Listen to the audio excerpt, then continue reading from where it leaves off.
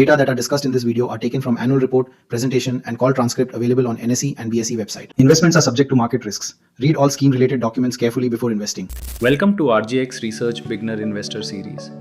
आज हम Indian insurance sector का पार्ट 3 शुरू कर रहे हैं। पार्ट 2 में हमने general insurance economics, combined ratio, health insurance, motor insurance और री इंश्योरेंस आर्किटेक्चर समझा था। अब पार्ट 3 में हम इंश्योरेंस सेक्टर को वैल्यूएशन और रिस्क फ्रेमवर्क से देखेंगे। हम समझेंगे कि इंश्योरेंस कंपनीज को वैल्यू कैसे किया जाता है, प्रॉफिटेबिलिटी किन फैक्टर्स से सेंसिटिव होती है, डिजिटल मार्केट प्लेसेस कैसे डिस्ट्रीब्यूशन बदल रहे हैं और IRDAI रेगुलेशंस सेक्टर को कैसे शेप करते हैं। इस पार्ट में फोकस रहेगा valuation matrix, distribution trends, regulatory framework और की रिस्क्स पे। चलिए शुरू करते हैं इंडियन इंश्योरेंस सेक्टर पार्ट 3। अब री इंश्योरेंस समझते हैं। री इंश्योरेंस को इंश्योरेंस कंपनीज का इंश्योरेंस कहा जाता है। इसमें प्राइमरी इंश्योरर अपने रिस्क का कुछ हिस्सा री इंश्योरर को ट्रांसफर करता है और बदले में प्रीमियम शेयर करता है। ऐसा क्यों किया जाता है?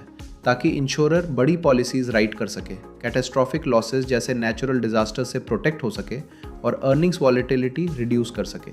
इसके की बेनिफिट्स हैं कैपिटल एफिशिएंसी, रिस्क डाइवर्सिफिकेशन और हायर अंडरराइटिंग कैपेसिटी।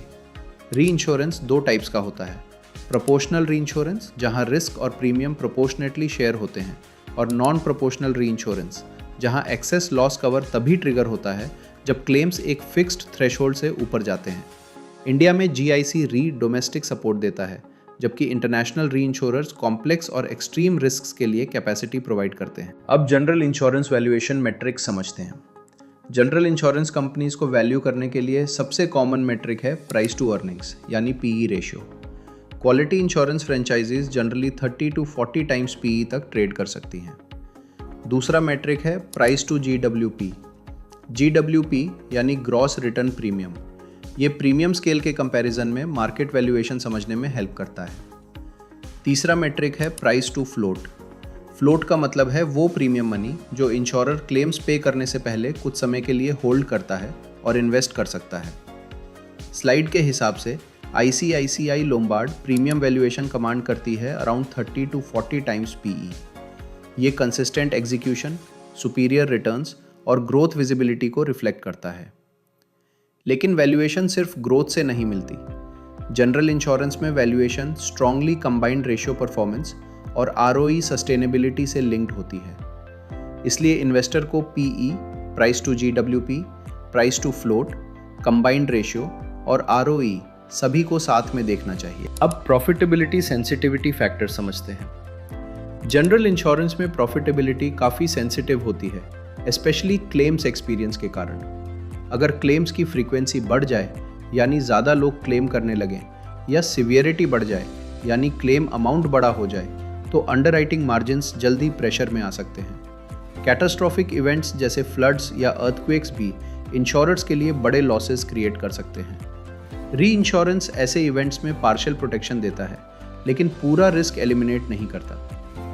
अब दूसरा बड़ा फैक्टर है रेगुलेशन। गवर्नमेंट कभी कभी थर्ड पार्टी मोटर इंश्योरेंस या क्रॉप इंश्योरेंस जैसे सेगमेंट्स में प्राइस कैप्स या रेगुलेटेड प्राइसिंग रखती है।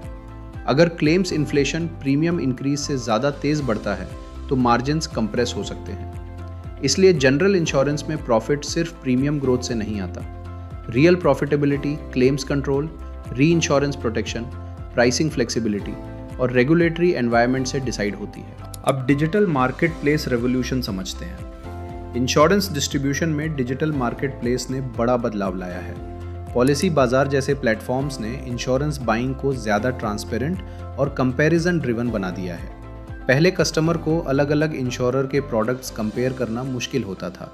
अब एक ही प्लेटफॉर्म पे कस्टमर कवरेज, प्रीमियम प्राइसिंग और फीचर्स कंपेयर कर सकता है। ये मॉडल ट्रेडिशनल डिस्ट्रीब्यूशन इकोनॉमिक्स को डिसरप्ट करता है, क्योंकि प्लेटफॉर्म मल्टीपल इंश्योरर के प्रोडक्ट्स एग्रीगेट करता है और कस्टमर को बेटर चॉइस देता है। इसमें नेटवर्क इफेक्ट भी स्ट्रॉन्ग होता है।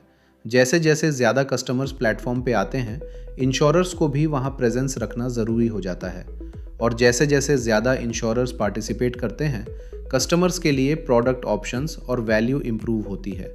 इससे प्लेटफॉर्म की यूनिट इकोनॉमिक्स बेटर हो सकती है। स्केल बढ़ने के साथ ऑपरेटिंग लेवरेज भी दिख सकता है, क्योंकि डिजिटल प्लेटफॉर्म की फिक्स्ड कॉस्ट बड़े कस्टमर बेस पे स्प्रेड हो जाती है। इसलिए डिजिटल मार्केटप्लेस इंश्योरेंस सेक्टर में सिर्फ सेलिंग चैनल नहीं है, ये डिस्ट्रीब्यूशन, ट्रांसपेरेंसी, कंपटीशन और कस्टमर एक्विजिशन इकोनॉमिक्स को चेंज करने वाला इंपॉर्टेंट मॉडल है। अब मार्केटप्लेस रेवेन्यू आर्किटेक्चर समझते हैं। इंश्योरेंस मार्केटप्लेस प्लेटफॉर्म्स जैसे पॉलिसी बाजार केवल पॉलिसीज कंपेयर करने वाला प्लेटफॉर्म नहीं होते। इनका रेवेन्यू मॉडल कई स्ट्रीम से बनता है। पहला और सबसे इम्पॉर्टेंट सोर्स है कमीशन इनकम। जब प्लेटफॉर्म के थ्रू कोई इंश्योरेंस पॉलिसी सेल होती है तो इंश्योरर प्लेटफॉर्म को कमीशन पे करता है। यही मार्केटप्लेस का प्राइमरी रेवेन्यू सोर्स होता है। दूसरा सोर्स है platform fees. Insurers marketplace access के लिए सब्सक्रिप्शन या लिस्टिंग फीस पे कर सकते हैं ताकि उनके प्रोडक्ट्स कस्टमर्स तक विजिबल रहें। तीसरा सोर्स है डेटा मोनेटाइजेशन। प्लेटफॉर्म के पास एनोनिमाइज्ड कंज्यूमर बिहेवियर इंसाइट्स होते हैं, जैसे कस्टमर्स किस टाइप की पॉलिसी कंपेयर कर रहे हैं, प्राइस सेंसिटिविटी कैसी है और डिमांड कहाँ आ रही है। ये इंसाइट्स प्रोडक्ट डेवलपमेंट में वैल्यूएबल हो सकते हैं। चौथा सोर्स है recurring revenue. Insurance policies renew होती रहती हैं और रिन्यूअल कमीशंस प्लेटफॉर्म को रिपीट इनकम दे सकते हैं। इसीलिए ये मॉडल स्केल होने पे SaaS like recurring income stream जैसा बन सकता है। इस स्लाइड की लर्निंग है कि डिजिटल इंश्योरेंस मार्केटप्लेस का रेवेन्यू सिर्फ न्यू पॉलिसी सेल से नहीं आता। Commission income, platform fees, data insights और रिन्यूअल कमीशंस मिलकर इसे स्केलेबल और रिपीटेबल रेवेन्यू मॉडल बना सकते हैं। अब डिजिटल डिस्ट्रीब्यूशन एडवांटेजेस समझते हैं। इंश्योरेंस में डिजिटल प्लेटफॉर्म्स का सबसे बड़ा एडवांटेज है वाइडर रीच और लोअर कस्टमर एक्विजिशन कॉस्ट।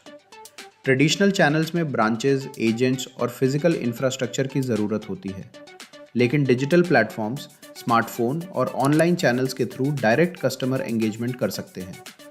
इससे टियर 2 और टियर 3 सिटीज़ में पेनिट्रेशन आसान हो जाता है, क्योंकि कंपनी को हर लोकेशन पे एक्सपेंसिव ब्रांच सेटअप नहीं बनाना पड़ता।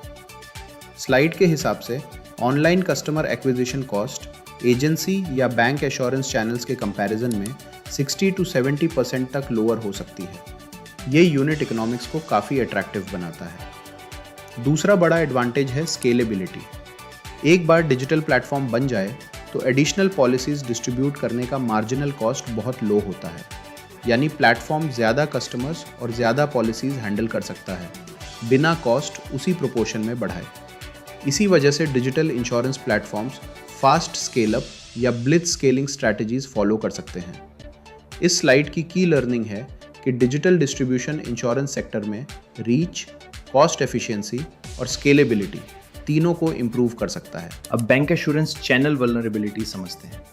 Bank assurance channel life insurance distribution में स्ट्रॉन्ग है, लेकिन इसमें एक इंपॉर्टेंट रिस्क भी है, मोनो प्रोडक्ट कंसंट्रेशन रिस्क। इसका मतलब है कि बैंक चैनल कई बार कुछ स्पेसिफिक प्रोडक्ट्स पे ज़्यादा डिपेंडेंट हो जाता है। स्लाइड में खासकर यूलिप्स का एग्जाम्पल दिया गया है।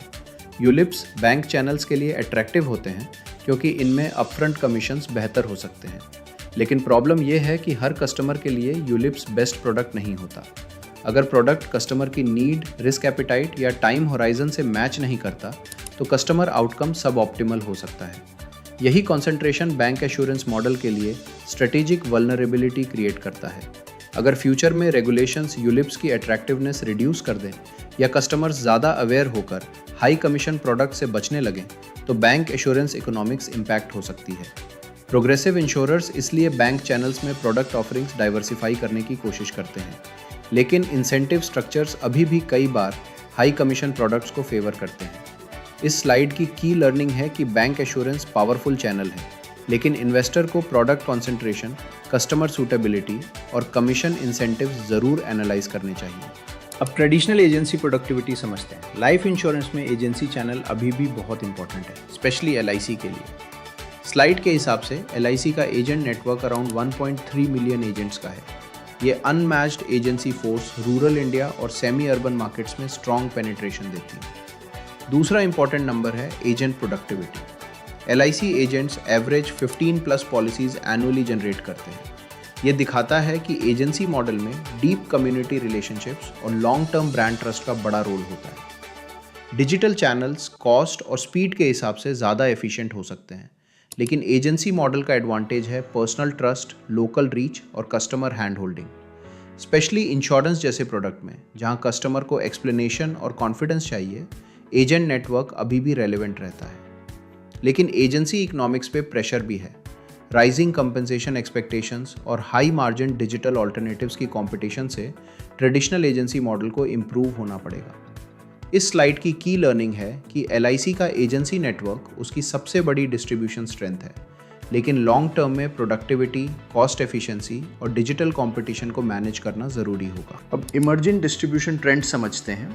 इंश्योरेंस डिस्ट्रीब्यूशन लैंडस्केप तेज़ी से इवॉल्व हो रहा है। स्लाइड में 3 इंपॉर्टेंट ट्रेंड्स हाईलाइट किए गए हैं: कंपोजिट लाइसेंस, कैपिटल एफिशिएंसी और direct to consumer. Composite licensing का मतलब है ऐसा फ्रेमवर्क जहां एजेंट्स या डिस्ट्रीब्यूटर्स लाइफ इंश्योरेंस और जनरल इंश्योरेंस दोनों प्रोडक्ट सेल कर सकें। अगर ये मॉडल आगे बढ़ता है तो एजेंट प्रोडक्टिविटी इंप्रूव हो सकती है और कस्टमर कन्वीनियंस भी बढ़ सकती है। कस्टमर को अलग अलग इंश्योरेंस नीड्स के लिए अलग अलग चैनल पे डिपेंड नहीं करना पड़ेगा। दूसरा ट्रेंड है कैपिटल एफिशिएंसी। इंश्योरेंस कंपनीज अब कैपिटल हैवी ब्रांच नेटवर्क्स के बजाय एसेट लाइट डिस्ट्रीब्यूशन मॉडल्स को प्रेफर कर रही हैं। मार्केट प्लेसेस और डिजिटल प्लेटफॉर्म्स इसमें इंपॉर्टेंट रोल प्ले करते हैं, क्योंकि ये कम फिक्स्ड कॉस्ट के साथ बड़े कस्टमर बेस तक पहुंच बना सकते हैं। तीसरा ट्रेंड है डायरेक्ट टू कंज्यूमर। इसमें इंश्योरर या प्लेटफॉर्म डायरेक्टली कस्टमर से कनेक्ट करता है, बिना हैवी ब्रांच या एजेंसी सेटअप के।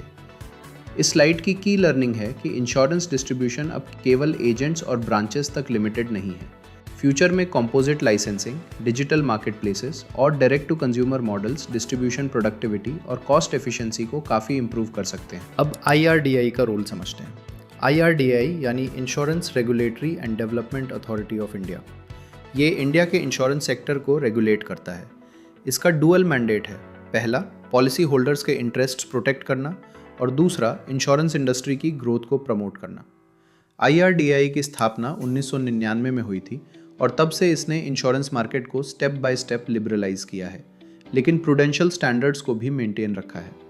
अब रीसेंट इनिशिएटिव्स की बात करें तो IRDAI फाइनेंशियल इंक्लूजन पे फोकस कर रहा है, specially insurance for all campaign के थ्रू। इसका एम है कि इंश्योरेंस प्रोडक्ट्स ज़्यादा लोगों तक पहुँचे और प्रोटेक्शन गैप रिड्यूस हो। इसके अलावा प्रोडक्ट अप्रूवल प्रोसेस को स्ट्रीमलाइन किया जा रहा है ताकि इंश्योरर्स नए प्रोडक्ट्स फास्टर लॉन्च कर सकें। डिजिटल डिस्ट्रीब्यूशन फ्रेमवर्क्स भी स्ट्रेंथन हो रहे हैं, जिससे इंश्योरेंस बाइंग और सर्विसिंग ज़्यादा कन्वीनियंट हो सके। लेकिन यहाँ सबसे इम्पॉर्टेंट पॉइंट है बैलेंस। IRDAI को कंज्यूमर प्रोटेक्शन भी इंश्योर करना है और साथ ही इंडस्ट्री प्रॉफिटेबिलिटी, इनोवेशन और ग्रोथ के लिए सही एनवायरनमेंट भी क्रिएट करना है। इसलिए इंश्योरेंस सेक्टर में रेगुलेशन सिर्फ रेस्ट्रिक्शन नहीं है, ये ट्रस्ट, ट्रांसपेरेंसी, फाइनेंशियल इंक्लूजन और लॉन्ग टर्म सेक्टर ग्रोथ का फाउंडेशन है। अब एक्सपेंस ऑफ मैनेजमेंट रिफॉर्म समझते हैं। इंश्योरेंस सेक्टर में EOM यानी एक्सपेंस ऑफ मैनेजमेंट कंपनी के टोटल एक्सपेंसेस को प्रीमियम्स के परसेंटेज के रूप में मेजर करता है। IRDAI की revised EOM guidelines life insurers के कॉस्ट स्ट्रक्चर को रीशेप करती हैं। इन नॉर्म्स के अंडर इंश्योरर्स के टोटल एक्सपेंसेस पे लिमिट लगती है, जिससे कंपनीज को ऑपरेशनल एफिशिएंसी इंप्रूव करनी पड़ती है। इसका सबसे ज़्यादा impact high cost distribution channels पे आता है, जैसे बैंक अश्योरेंस।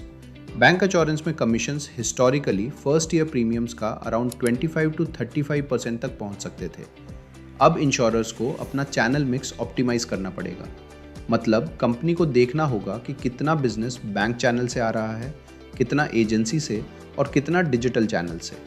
इसके साथ टेक्नोलॉजी लेड एफिशिएंसी भी इंपॉर्टेंट हो जाती है, ताकि सर्विसिंग, अंडरराइटिंग और क्लेम्स प्रोसेस ज़्यादा कॉस्ट एफिशिएंट बन सके।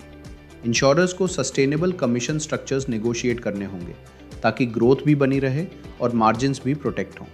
इस स्लाइड की लर्निंग है कि EOM रिफॉर्म्स इंश्योरेंस इंडस्ट्री को ज़्यादा प्रोफेशनल, एफिशिएंट और मार्जिन डिसिप्लिन बनाने की डायरेक्शन में पुश करते हैं। अब सॉल्वेंसी फ्रेमवर्क रोबस्टनेस समझते हैं। इंश्योरेंस बिजनेस में सॉल्वेंसी रेशियो बहुत इंपॉर्टेंट होता है। सॉल्वेंसी रेशियो बताता है कि इंश्योरर के पास फ्यूचर क्लेम्स और पॉलिसी होल्डर कमिटमेंट्स मीट करने के लिए सफिशिएंट कैपिटल है या नहीं। स्लाइड के हिसाब से IRDAI इंश्योरर्स के लिए मिनिमम सॉल्वेंसी रेशियो 150% मैंडेट करता है। इसका मतलब इंश्योरेंस कंपनीज को रेगुलेटरी मिनिमम से ऊपर कैपिटल बफर मेंटेन करना पड़ता है, ताकि स्ट्रेस सिनारियोज में भी क्लेम्स पे करने की कैपेसिटी बनी रहे। LIC का सॉल्वेंसी रेशियो अराउंड 180% प्लस दिखाया गया है। ये बताता है कि LIC के पास एडिक्वेट सॉल्वेंसी बफर है। वहीं leading private insurers generally 200% plus solvency ratio के साथ ऑपरेट करते हैं। यानी प्राइवेट इंश्योरर्स रेगुलेटरी मिनिमम से काफ़ी ऊपर कैपिटल बफर्स मेंटेन करते हैं। इस स्लाइड की लर्निंग है कि इंश्योरेंस में सॉल्वेंसी सिर्फ रेगुलेटरी नंबर नहीं है, ये financial stability, claim paying ability और पॉलिसी होल्डर कॉन्फिडेंस का इंपॉर्टेंट इंडिकेटर है। अब कॉम्पोजिट लाइसेंसिंग अपॉर्चुनिटी समझते हैं। कॉम्पोजिट लाइसेंसिंग का मतलब है ऐसा फ्रेमवर्क जहां एक ही इंश्योरेंस एंटिटी लाइफ इंश्योरेंस और जनरल इंश्योरेंस दोनों प्रोडक्ट्स ऑफर कर सके। करंटली लाइफ और जनरल इंश्योरेंस के लिए अलग अलग कैपिटलाइजेशन रिक्वायरमेंट्स और सेपरेट सब्सिडरीज की ज़रूरत होती है। इससे कैपिटल एलोकेशन में डुप्लीकेशन और इनएफिशिएंसी क्रिएट हो सकती है। कंपोजिट स्ट्रक्चर इंश्योरेंस को प्रोडक्ट लाइंस के अक्रॉस कैपिटल ऑप्टिमाइज करने में हेल्प कर सकता है। साथ ही क्रॉस सेलिंग इकोनॉमिक्स इंप्रूव हो सकती है, क्योंकि सेम कस्टमर को लाइफ, हेल्थ, मोटर और जनरल इंश्योरेंस प्रोडक्ट्स एक इंटीग्रेटेड रिलेशनशिप के थ्रू ऑफर किए जा सकते हैं। कस्टमर के लिए भी प्रोसेस सिंपलर हो सकता है, क्योंकि उसे मल्टीपल इंश्योरर्स या चैनल्स हैंडल नहीं करने पड़ेंगे। लेकिन रेगुलेटर के लिए बैलेंस इंपॉर्टेंट है।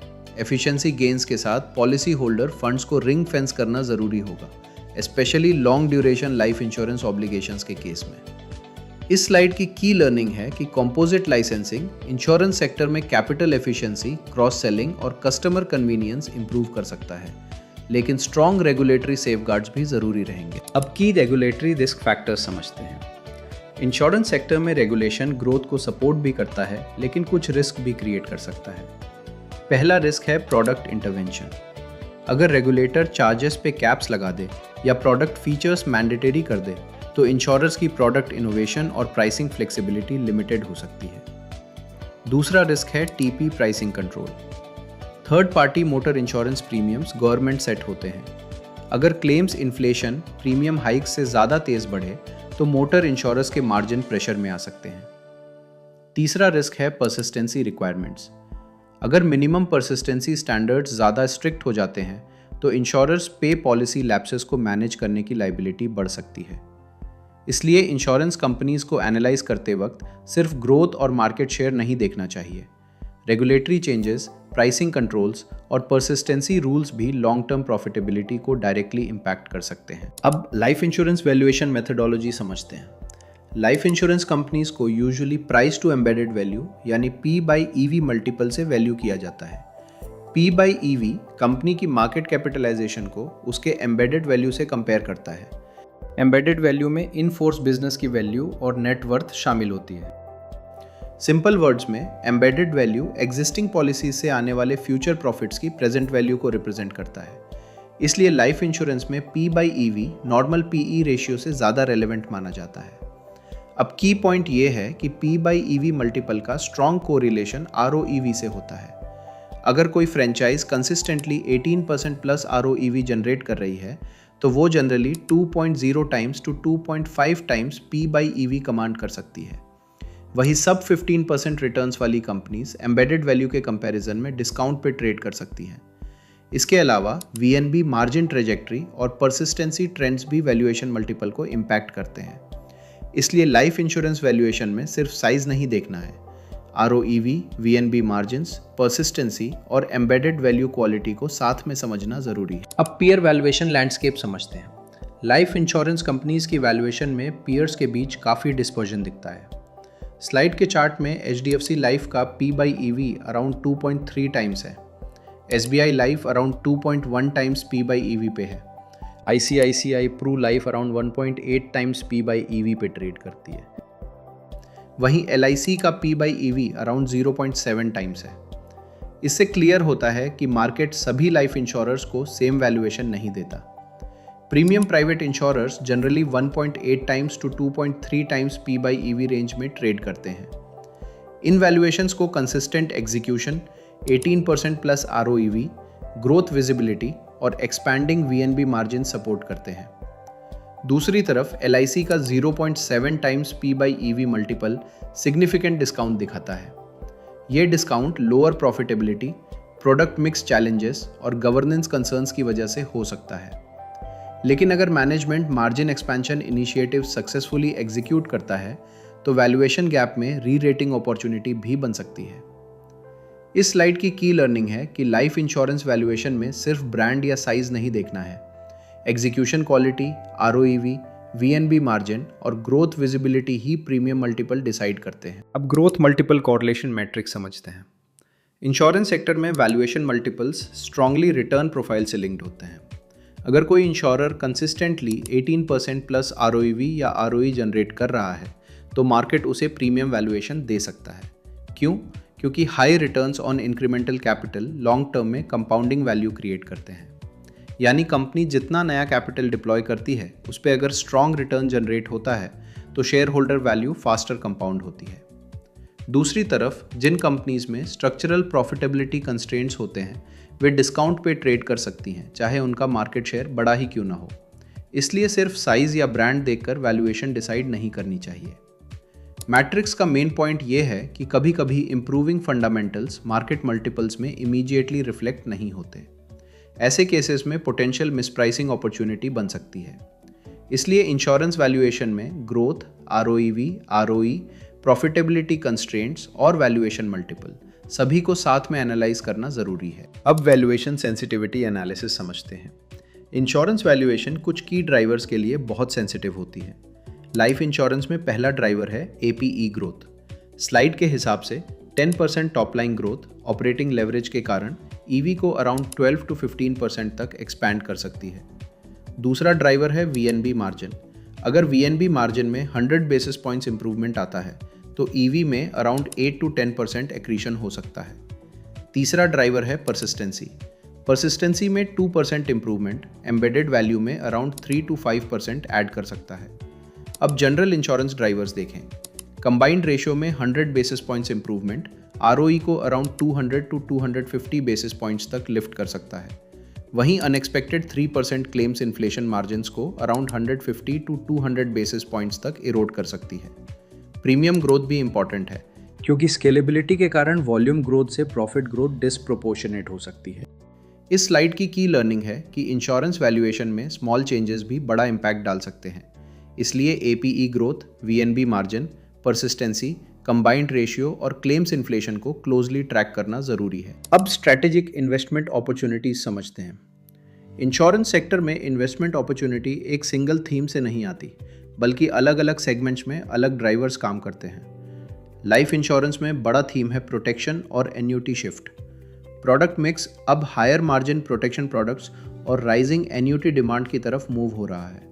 इससे लाइफ इंश्योरेंस की VNB मार्जिन्स और लॉन्ग टर्म प्रॉफिटेबिलिटी इंप्रूव हो सकती है। जनरल इंश्योरेंस में अपॉर्चुनिटी मोटर और हेल्थ ग्रोथ से आती है। व्हीकल ओनरशिप बढ़ने से मोटर इंश्योरेंस डिमांड सपोर्ट होती है और हेल्थ अवेयरनेस बढ़ने से health insurance premium growth strong रह सकती है। हेल्थ इंश्योरेंस में अफोर्डेबिलिटी इनोवेशन भी इंपॉर्टेंट थीम है। न्यू प्रोडक्ट्स कस्टमर्स के लिए कवरेज को ज़्यादा अफोर्डेबल बना रहे हैं, जबकि इंश्योरर्स मेडिकल इन्फ्लेशन को मैनेज करने की कोशिश कर रहे हैं। चौथा थीम है marketplace asset light compounding. Digital platforms और insurance marketplaces asset light model पे काम करते हैं। जैसे जैसे कस्टमर्स और इंश्योरर्स प्लेटफॉर्म पे बढ़ते हैं, नेटवर्क इफेक्ट्स स्ट्रॉन्गर होते हैं और प्लेटफॉर्म इकोनॉमिक्स इंप्रूव हो सकती है। इस स्लाइड की लर्निंग है कि इंश्योरेंस सेक्टर में अपॉर्चुनिटी सिर्फ प्रीमियम ग्रोथ नहीं है। लाइफ में प्रोडक्ट मिक्स शिफ्ट, जनरल में मोटर और हेल्थ ग्रोथ, हेल्थ में अफोर्डेबिलिटी इनोवेशन और मार्केट प्लेस में एसेट लाइट कंपाउंडिंग, ये चारों लॉन्ग टर्म इन्वेस्टमेंट थीम्स बन सकते हैं। अब इंडियन इंश्योरेंस की स्ट्रक्चरल ग्रोथ स्टोरी समझते हैं। इंश्योरेंस सेक्टर में long term opportunity penetration gap से आती है। इंडिया में इंश्योरेंस पेनिट्रेशन अभी ग्लोबल नॉर्म्स के कंपैरिजन में लो है। इसलिए लाइफ, जनरल और हेल्थ इंश्योरेंस तीनों सेगमेंट्स में मल्टी डेकेड एक्सपेंशन रनवे दिखता है। दूसरा पॉइंट है हाई ऑपरेटिंग लेवरेज। जैसे जैसे इंश्योरेंस मार्केट मैच्योर होगा और डिस्ट्रीब्यूशन डिजिटल, बैंक इंश्योरेंस और मार्केट प्लेसेस के थ्रू इवॉल्व होगा, कंपनीज की यूनिट इकोनॉमिक्स इंप्रूव हो सकती है। इससे प्रीमियम ग्रोथ के कंपैरिजन में प्रॉफिट ग्रोथ ज़्यादा तेज हो सकती है। तीसरा फैक्टर है supportive regulatory framework. IRDAI reforms consumer protection और इंडस्ट्री डेवलपमेंट के बीच बैलेंस बनाने की कोशिश करते हैं। इंश्योरेंस फॉर ऑल इनिशिएटिव भी दिखाता है कि गवर्नमेंट इंश्योरेंस पेनिट्रेशन बढ़ाने के लिए कमिटेड है। चौथा पॉइंट है valuations reflect quality. High ROE franchises को प्रीमियम वैल्यूएशन मिल सकती है क्योंकि उनके पास sustainable competitive advantages, better execution और स्ट्रॉन्गर प्रॉफिटेबिलिटी होती है। लेकिन सिलेक्टिव PSU इंश्योरर्स में मटेरियल डिस्काउंट पे अपॉर्चुनिटी भी मिल सकती है अगर फंडामेंटल्स इंप्रूव हों। इस स्लाइड की लर्निंग है कि इंडियन इंश्योरेंस सेक्टर केवल ग्रोथ स्टोरी नहीं है। ये penetration gap, operating leverage, regulation support और क्वालिटी बेस्ड वैल्यूएशन का स्ट्रक्चरल लॉन्ग टर्म थीम है। आज के पार्ट 3 के साथ हमारी इंडियन इंश्योरेंस सेक्टर सीरीज पूरी होती है। इस सीरीज में हमने sector structure, business model, distribution, regulation, valuation और इन्वेस्टमेंट थीम्स को समझा।